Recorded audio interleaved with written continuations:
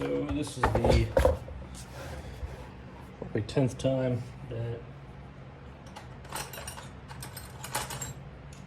I've been in this engine. I'm not going to use my impact, I don't think. I'm just going to use my screwdriver. You don't really need a lot of advanced tools to work on these engines and stuff. Pretty basic tools pretty much cover it. I think the more advanced tools are probably going to be all your compression testing things. I don't anticipate using that vacuum tester all that much, so I just got a cheap one. If I ever need one, I was a little hesitant to get a cheap one though, just because I foresee in the future that I'm probably going to be using that for bleeding my brake lines. So I'll see how it holds up. But for right now, that's what the budget allowed for, was the cheap one. So we'll go with that. Let's take off the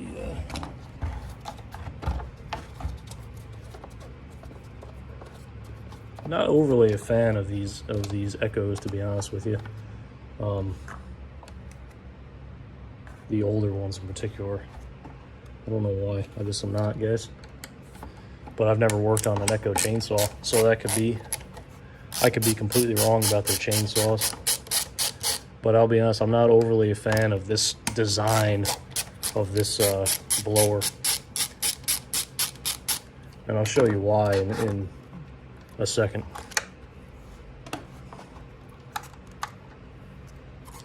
Pretty much going to take this whole thing apart, I think. So if we can remember the lines of those things, I'm not going to remember that. So the longer one looks like it's coming to there. Okay. Oh my goodness, guys, this is going to be not a fan of using these kind of lines either. They're usually a lot harder to get off than like just your box store lines, the green ones.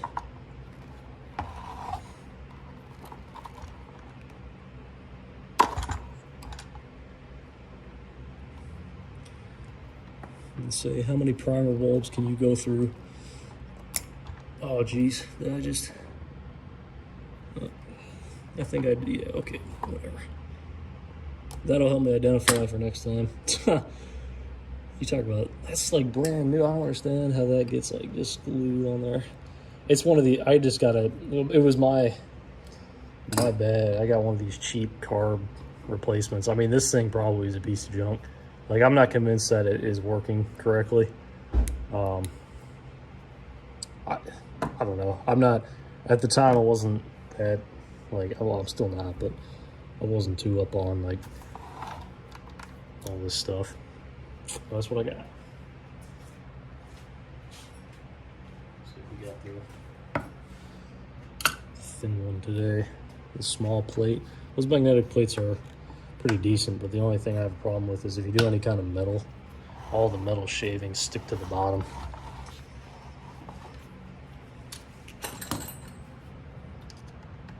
All right, guys. Okay, work. By the way, this is my bin. I usually keep this of all my bits, so not a big fan of the cases they provide. I feel like just the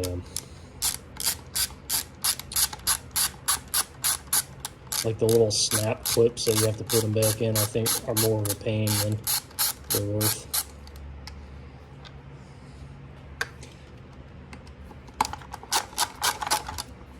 I'll talk about some of the parts that I've replaced on this. Again, this is one of my earlier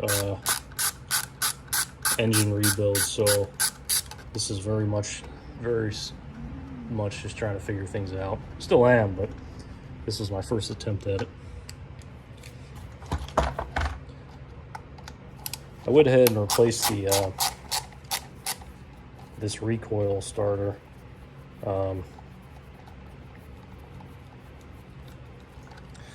The other one, the metal spring was bad. Didn't have any, well, it wasn't bad, but I don't know. I just think this thing was outside for about 10 years. And all the plastic in combination with the metal spring was just not in the greatest condition. So I just got a cheap, like, this thing was like 10 bucks. I mean, it fits. So that's what I don't know. I was messing around with the other one for a while, but I just wasn't getting it. So it looks like we'll need a socket.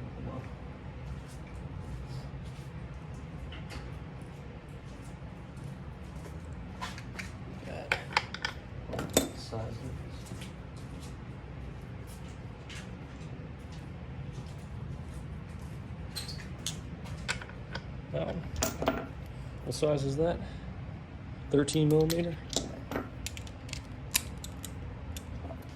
And what size is the other side? Probably the same, I would assume.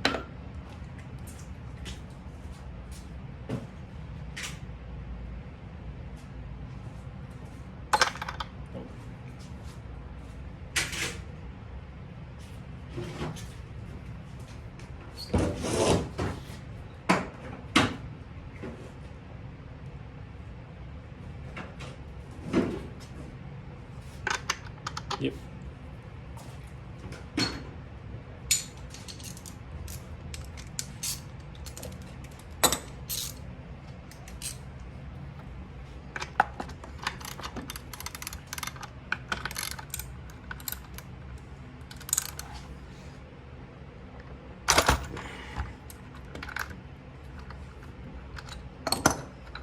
Okay.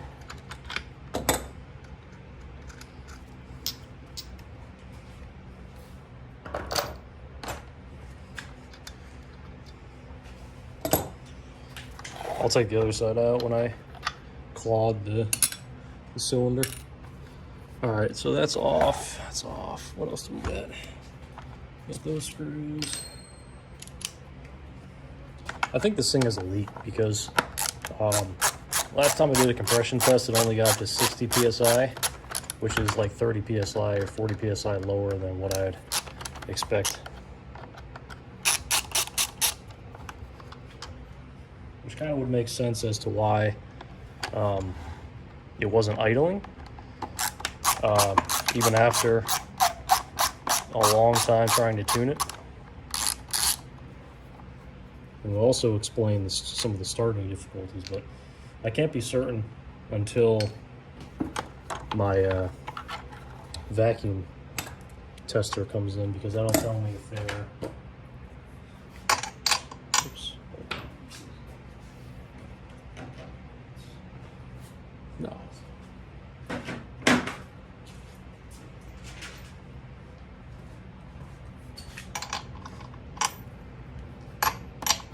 Hold on.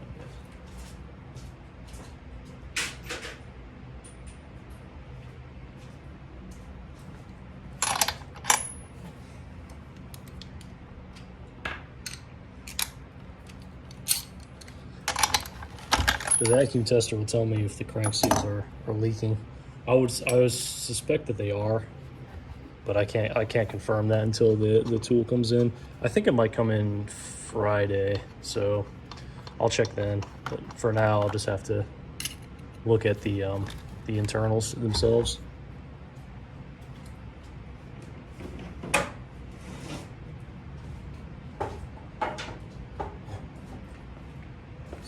Alright, so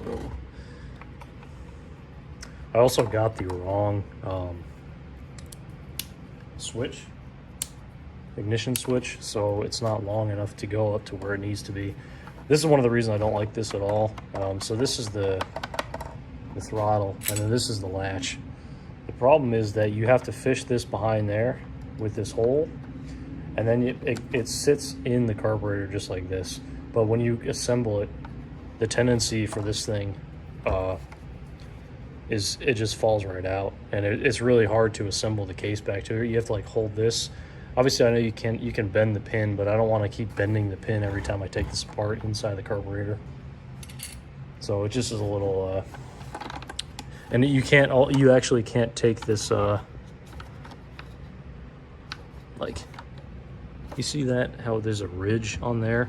You can't take that off without, you would have to cut that off or just break it off. So that's kind of weird. Like, I feel like you should be able to take that off. I always feel like these things are really cheap, these throttles. Like, you feel like they kind of want to break on you. Like, I don't know. This is my ignition cable. Again, I got a cheap one, and it literally, the wire, the coil in there came out the first time I put it in. It slipped right out of the rubber. So I had to cut the rubber, you know, to be able to put that in, because you can't fish that back in. So I'm actually gonna take this off, and then we're gonna have to redo that. See that? It came out of there, so I had to cut it to be able to put it back in. The ignition coil itself.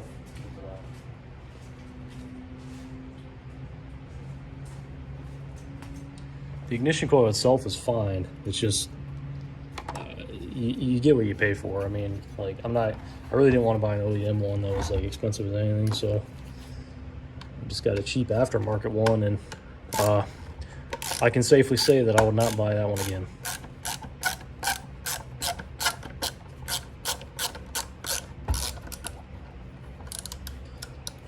Okay, hold on a second. This might be easier if let's take the gas tank out first. This might be easier if I take it out of the case first.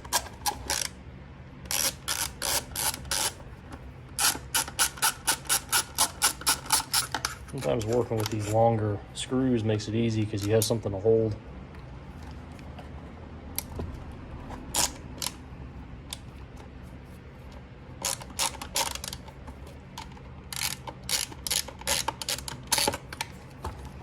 In this case, like, since it sits on the flywheel, it spins, so it kind of makes it challenging to screw.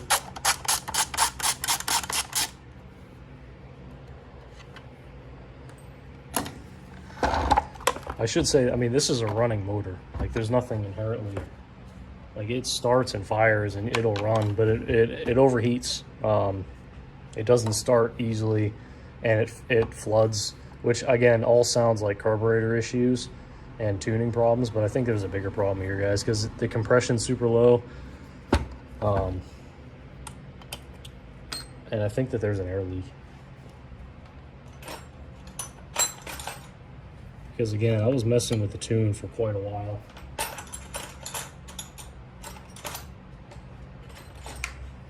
What the heck? I mean, it may just be me and my inability to tune cars, but what size is this one, guys? Do we not have a? The only thing weird about this set was that it didn't come with like the same sizes in the long size as it did the short size. So that's kind of weird. You can tell this thing was sitting outside in the weather for a while. I mean, oh my goodness.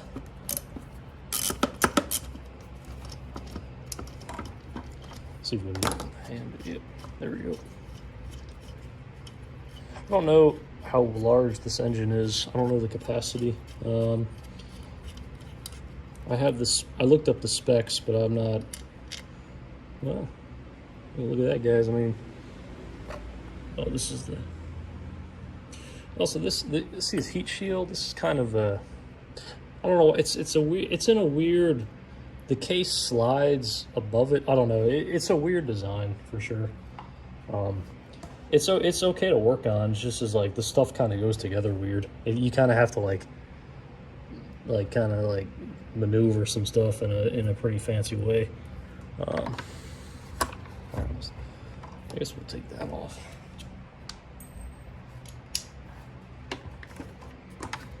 And this isn't a lot easier though to build than that home light. That home light had more. That home light had more varying sizes of bolts and different thread types. I mean, I was pretty much, what the heck? I was pretty much just guessing a lot of the time. I mean, hold on, guys. What was happening? think we might have.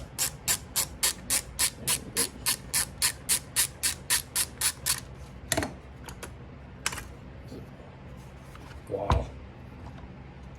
Look at that. Oops. At least this stuff is all the, like, all the internals are the same thread type, and all the external stuff is a little wider thread. So that's pretty easy. The home light, I mean, the home light had parts on the same thing that use different thread types and different lengths of bolts. I mean, there's no way you could actually remember that. I mean, it was a complete guess for me. Like, fortunately, I found like some documentation on it, but without that, I would have kind of been just completely guessing. So, I mean, it definitely was probably leaking out of the intake. I mean, this seal's shot. Like, this is no good, this thing. So we're gonna have to scrape that off. So we can assume, and I'll write this down probably, that the PB200 had an air leak out of the intake. I mean, I'm already gonna say that it did, because there's no way, looking at this stuff, that it did not. And I already know it has an air leak because the compression was too low. So we're gonna say that it is in part due to the air intake. Sorry, not the air intake. The gasket on the intake side was bad. So we got to get all this junk off. I mean, I'll look around to see if I have just a spare gasket, but I doubt it. Let's go ahead and take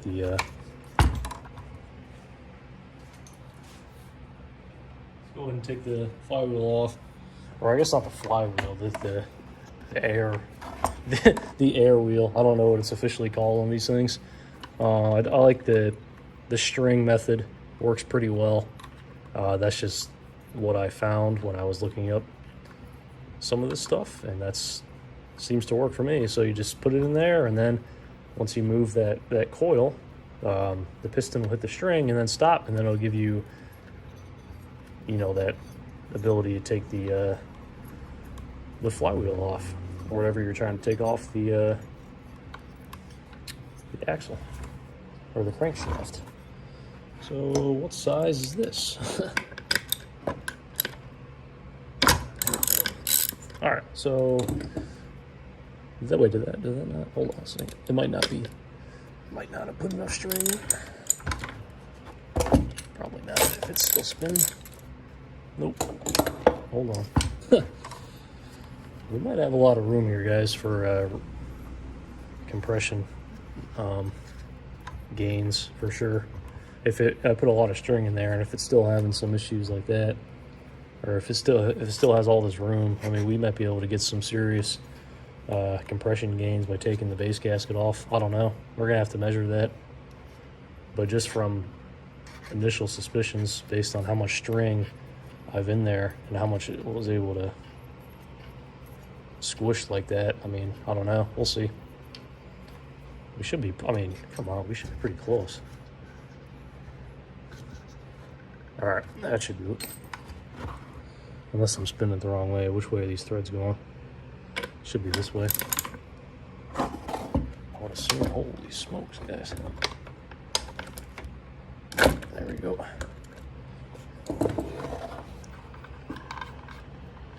Just have to watch the direction. I think sometimes these can be reversed, the thread direction. So you might actually be tightening when you're trying to loose.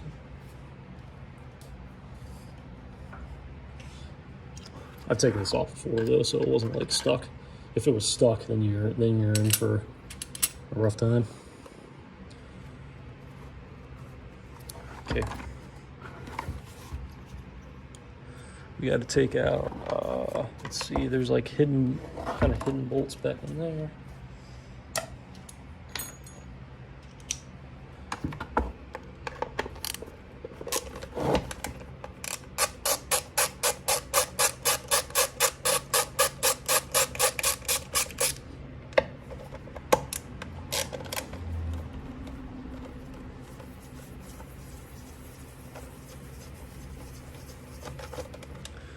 Yeah, I like this DeWalt like hand ratchet screwdriver thing.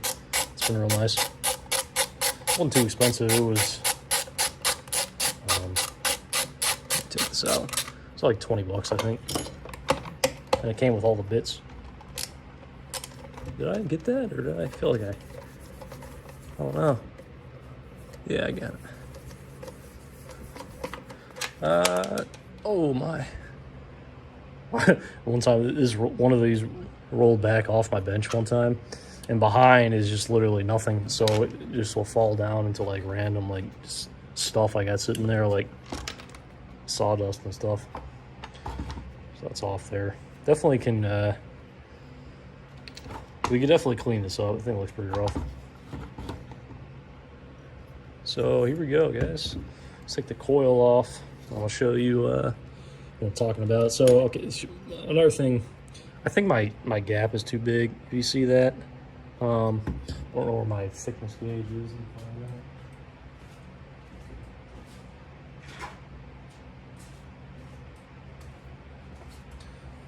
So I was looking up online and I couldn't find the exact spec about this. Somebody said they use 0.1. No, not 0.1, 0.01. Sorry, this is 0.03. And I just want to see, because the gap I put in there was a business card, which is what was included, and it's wider than that. So that's probably a problem. I'd like to be at 0.1, if that's what somebody suggested on a forum. So, like, to put in perspective, the home light I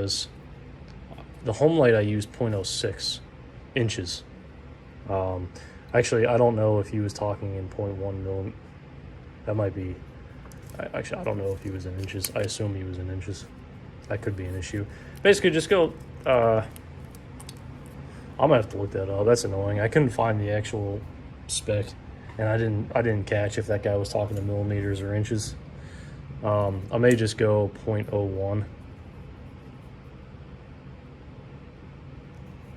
If that's, because I did on my home light. I know it's different, obviously, but I might try this 0.25 millimeter, 0.01 inch.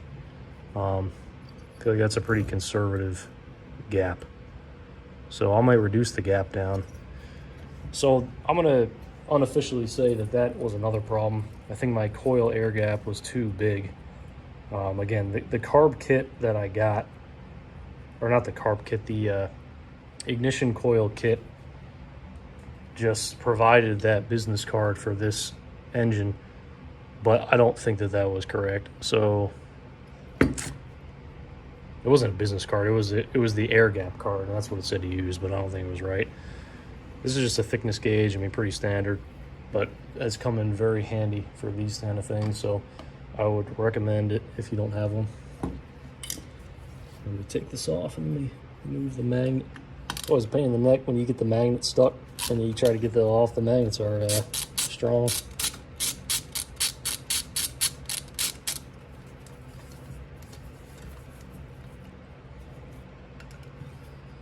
Again, this is an aftermarket. Oh, you hear that? How much that gives crank on that thing? How much torque I put down? That thing was never moving. Yeah, I mean, this is an aftermarket one, so again, it's probably not of any kind of quality that you want, but it was cheap, and at the time, I mean, I was just trying to have a running power tool, and I got one, so, but this broke, so I would not buy the same one. Like, this is not, and again, this isn't even for the right this isn't even for the right blower, so the air gap provided actually just could have been incorrect for this particular blower. So it had it listed though, but it's definitely not, because it doesn't use the right length for the switch. Not unless there were different versions of this, which could be, but I don't know. Yeah, you see that? Look at that.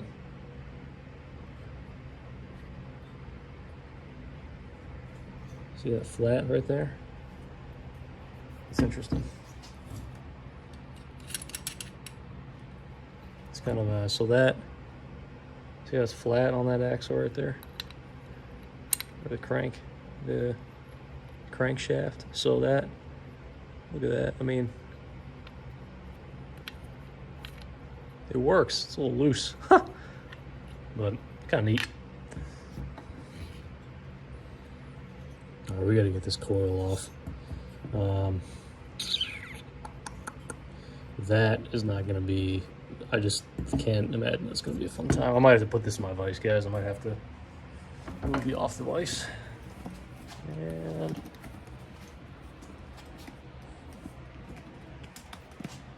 let's pop it in the vise real quick. It should take care of it. My string's in there, so the string should hold. And yeah, I don't know what size this is.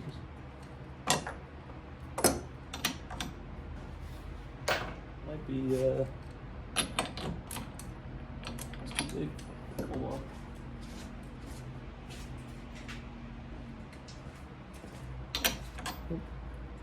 Nope.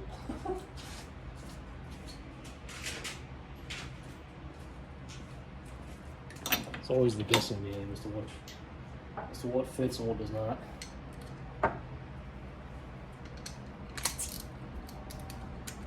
Okay.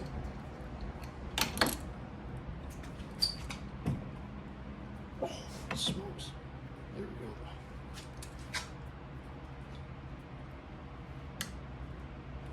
go. Nice. Oh, wait, check that out. Look at that.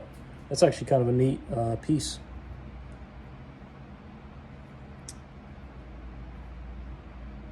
I feel like this is a nice piece to have extra of. Yeah, I feel like that has a lot of practical use cases, those things. Now the $1 million question is, I gotta get this off. It's probably, you know how seized that thing probably is. Oh jeez. I had my, my polar's not gonna be able to get in that space.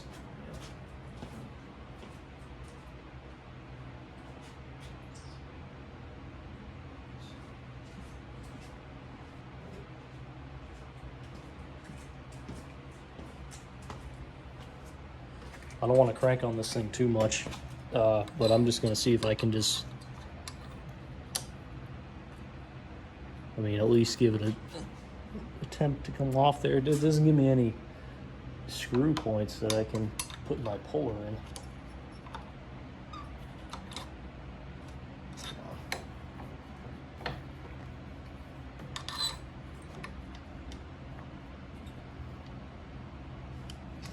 Oh man, this is going to be a pain. I'll break my, oh, there it is. Maybe not, guys. So this is the coil. It's plastic, which is interesting. The magnets in good shape. I already cleaned this off, I'm pretty sure. That's the brand there, if you can see that. I'll probably clean that up a little bit too. Okay. So, let's see if I can get a better angle of this. And see that. We should be able to take the these bolts out and get the bottom end off.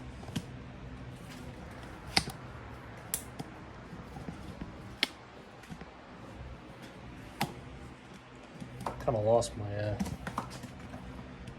good spot to be here. It's probably gonna be the bigger one.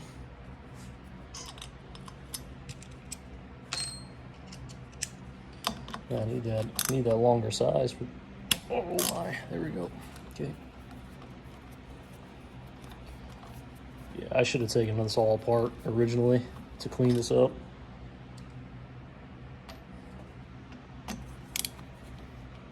Oh shoot, guys, that wasn't good. This, I might have to swap that. There we go. That thing was wanting to strip. It was, if I put any kind of angle, it was going.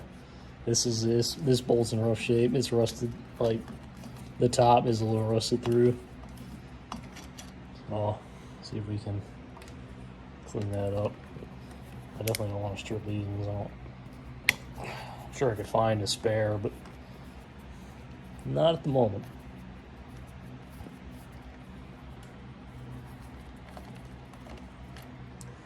That's kind of the thing with these motors and stuff. Just having like spare parts is like huge.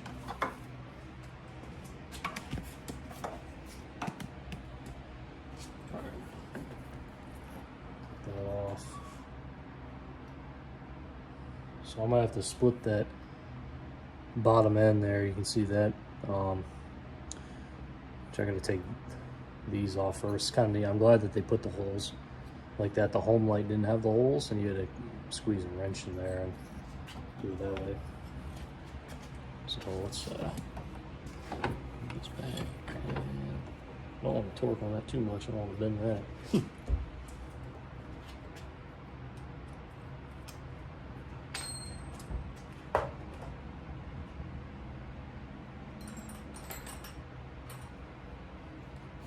Is this the right size? I need a bigger size. This might be it. I might have missed it. Yeah, here it is, guys. Alright. Oops.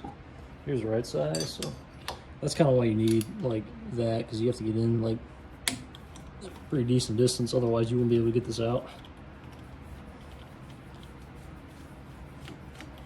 Okay.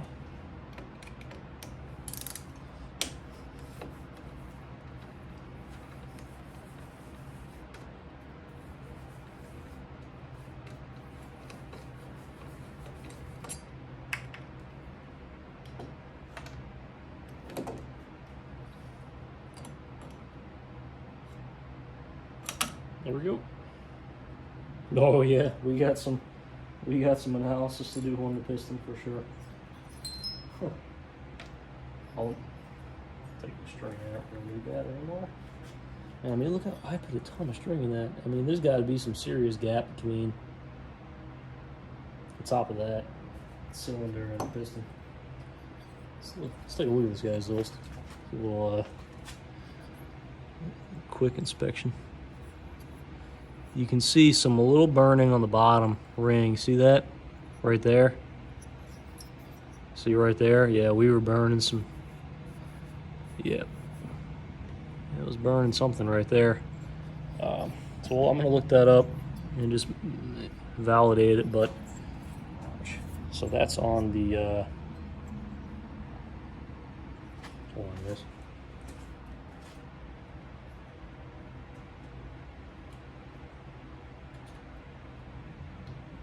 That was on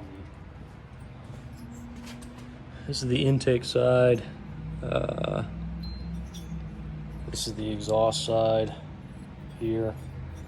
So there's no burning on the intake side. There is the exhaust side. So maybe we might have been running this too rich for sure. But also that, I mean, yeah, there's one potential problem. The cylinder itself looks fine though. Doesn't look like anything's gotten in there and scored the edges.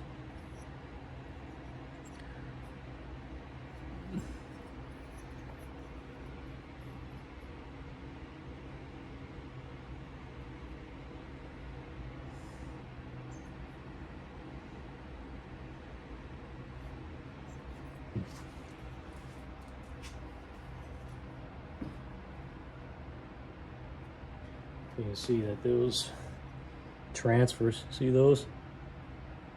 Yeah.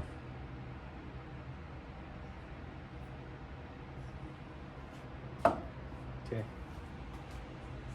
So now we are at what I think to be the problem area. I might leave this in the vise, I guess. And this is the problem area, guys. I mean, you just want to check for any up and down movement in the crank seals, which immediately I don't feel any.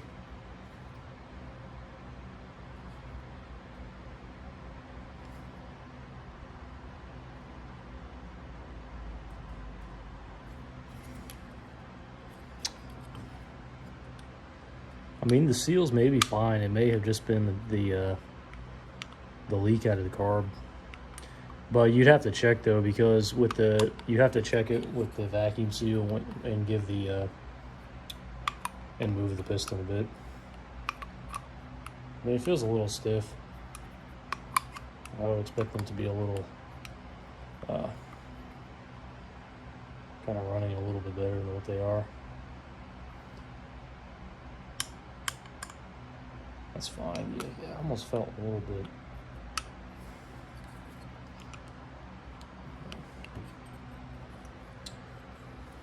I still like to, I mean, it is possible that, so we take this bottom gasket off here. Might get some new gaskets for this.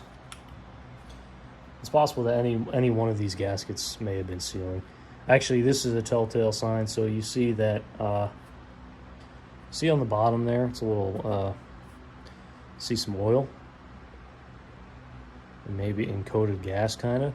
So that might be indicative, guys, of that base gasket might have been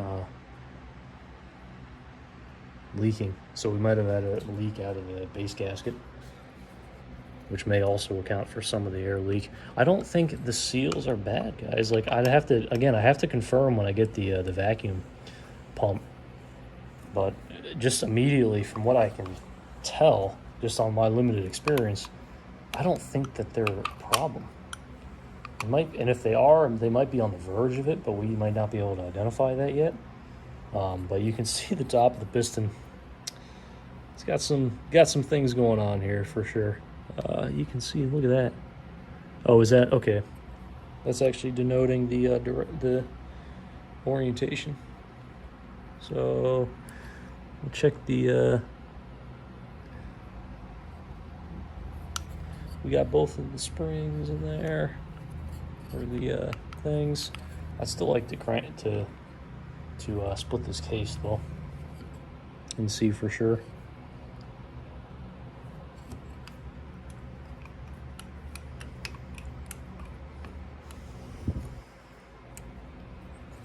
You can see on the bottom too of the cylinder, you get a little burning too. I think we were just running this too rich, guys, or we may have been running. We were running too rich, but we also may have been running too much oil, too high of an oil mixture. We might need to dial that down to like a 40-to-1, maybe even lower. I don't know. We were using a 50-to-1, so maybe that could be the problem. We need to check now our piston ring to make sure that that's not the problem. Piston ring's not seized or anything. I mean, it's fine. So I don't think that it was leaking through the piston ring. I like to split this case.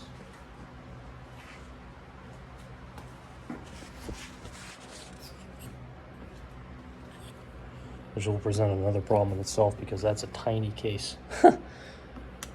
So, I mean, I don't want to crank on the thing, but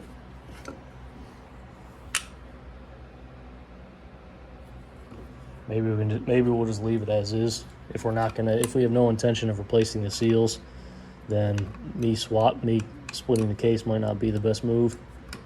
I would like to look at the gasket though of the case. So we might just have to do that, but I don't have the right case splitter though, guys. So that's gonna be a problem. And you see me doing this, but obviously I know that this is not what you're supposed to be doing.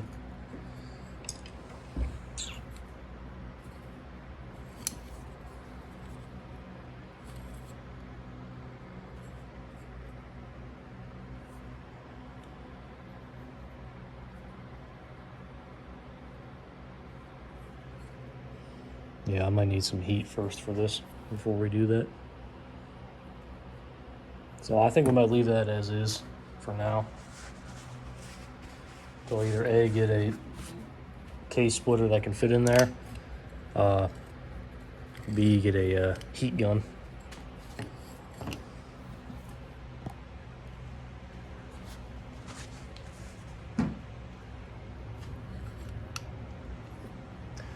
We're gonna have to do some work on this, guys. We're gonna have to get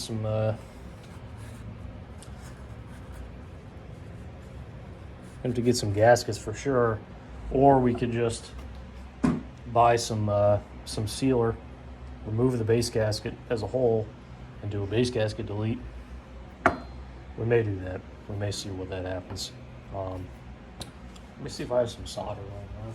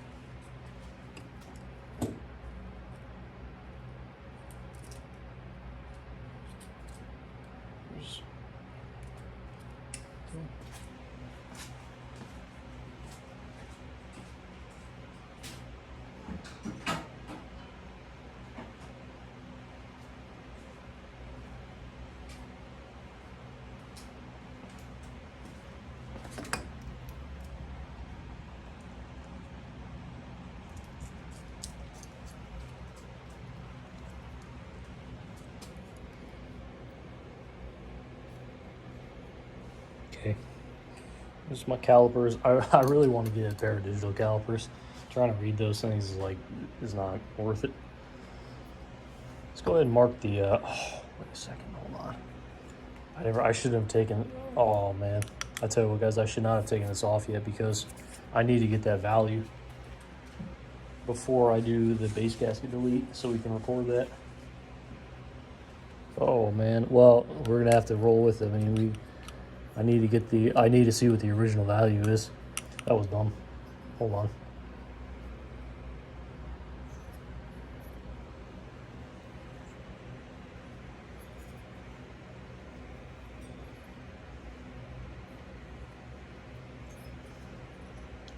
Other question, guys, was I'm gonna have to go back and look for sure, but that's my flywheel. Here we go. There's to the side. We gotta line up the gotta line up the pin correctly. Piston ring, I mean. And we'll just sneak that in there. I don't have any of those ring compressors, but I haven't really felt like I've needed them, to be honest with you. I just feel like it kind of just seats by himself. Oh my goodness, hold on.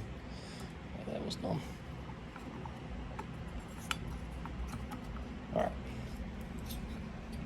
I need to get this value first before we can do anything. So let's actually put these back in there. I think these were the right screws. Should be.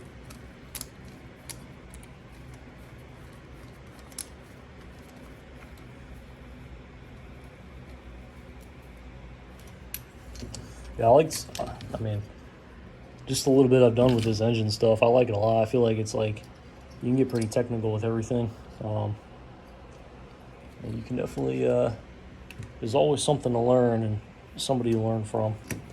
And it seems like a pretty, I don't know, seems like a decent community. All right, what's going on here? Are we going in? Hold on.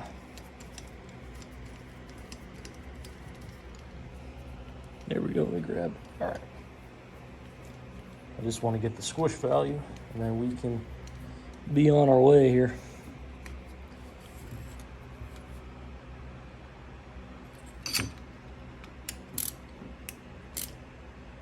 Okay.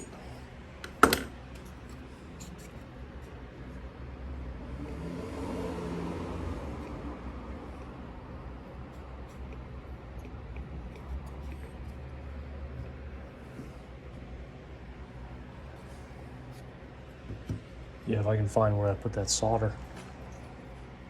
There it is.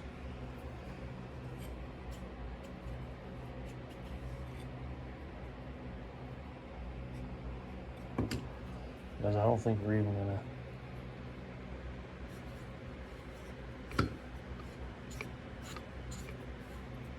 I mean, I'm not sure that I'm even doing this correctly, to be honest with you, because it's not. How are we supposed to hit the top?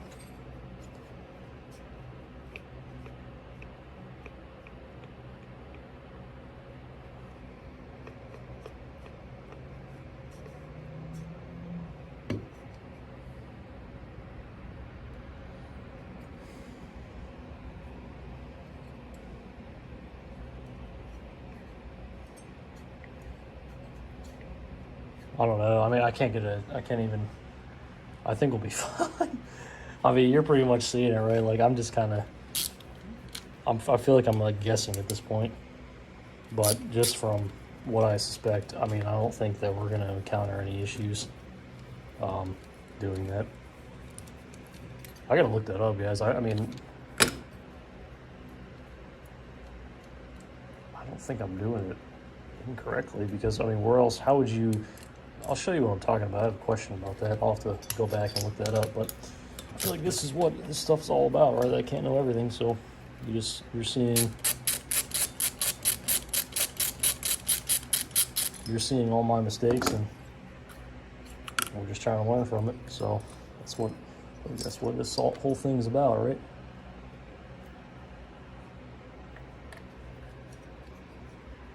Yeah, because look at this. The top is,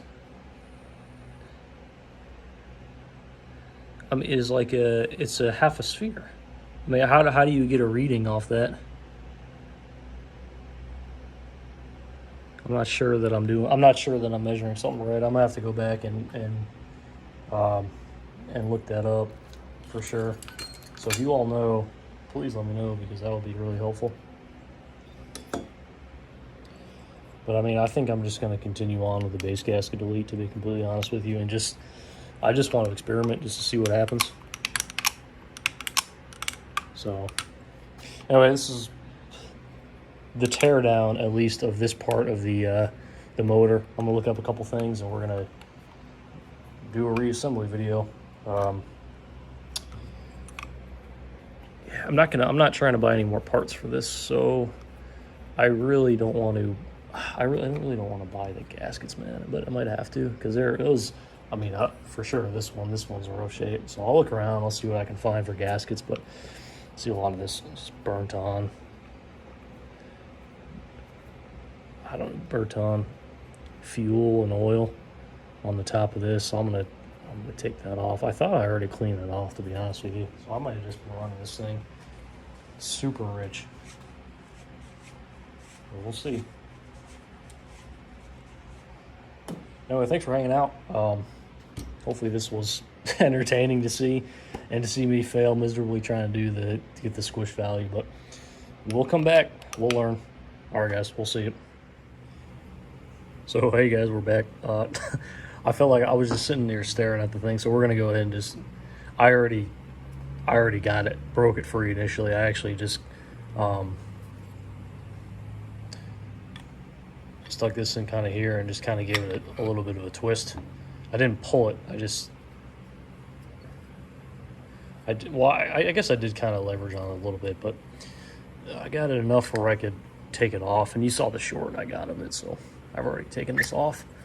So you can see if there's little pins right there. So I wouldn't have been able to twist it off for sure, but it just needed to get basically unglued from its gasket.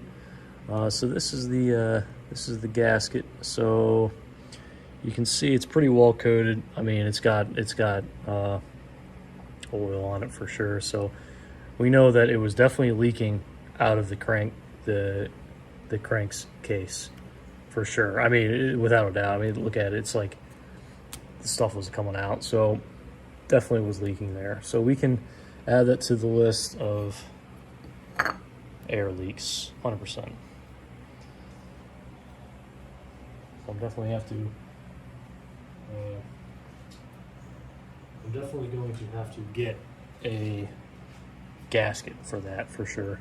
Let's clean this up. This got some. I gotta clean this entire. I keep wanting to call it a saw, guys, but it's a gas blower. Unfortunately, I wish it was a saw, but we got another one coming in, so we'll have a lot of content coming in.